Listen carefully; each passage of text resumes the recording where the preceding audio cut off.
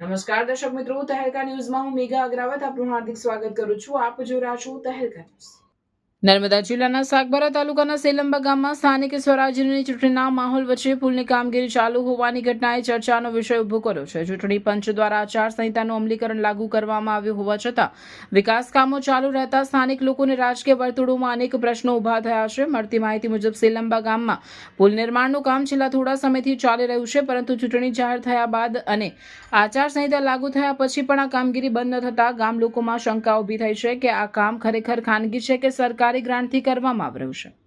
આ મુદ્દે સ્થાનિક આગેવાન તથા નર્મદા જિલ્લાના ભારતીય જનતા પાર્ટીના મહામંત્રીએ સ્પષ્ટતા કરતા જણાવ્યું કે આ કામગીરી સંપૂર્ણપણે ખાનગી છે અને તેનો સરકાર અથવા જાહેર નાણાં સાથે કોઈ સંબંધ નથી. તેઓએ વધુમાં કહ્યું કે વ્યક્તિગત સ્તરે ગામના હિતમાં કામ કરવામાં આવી રહ્યું છે, જેને રાજકીય દ્રષ્ટિએ જોવું યોગ્ય નથી. પરંતુ બીજી બાજુ ગામના કેટલાક જાગૃત નાગરિકો આ દાવા પર સવાલ ઉઠાવી રહ્યા છે. તેઓનું કહેવું છે કે જો આ કામ ખાનગી છે તો તેની સંપૂર્ણ માહિતી જાહેર થવી જોઈએ, જેમાં ખર્ચ, મંજૂરી અને જમીન સંબંધિત વિગતોનો સમાવેશ થાય.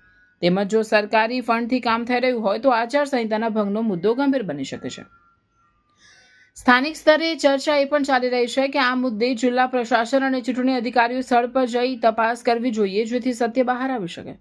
જો નિયમોનો ભંગ થતો હોય તો યોગ્ય કાર્યવાહી કરવી જરૂરી છે, નહીં તો લોકોનો વિશ્વાસ તંત્ર પરથી ઓછો થઈ શકે છે. આ સમગ્ર ઘટના એક મહત્વનો પ્રશ્ન ઊભો કર્યો છે કે ચૂંટણી દરમિયાન વિકાસ કાર્યોને લઈને પારદર્શિતા કેટલી જરૂરી છે. સેલંબા ગામનો આ મુદ્દો હવે રાજકીય ચર્ચાનો કેન્દ્ર બન્યો છે અને આવનારા દિવસોમાં તંત્ર તરફથી શું કાર્યવાહી થાય છે તે જોવાનું રહેશે. રિપોર્ટર નાઇક પંકજ, સાગબારા, જિલ્લો નર્મદા.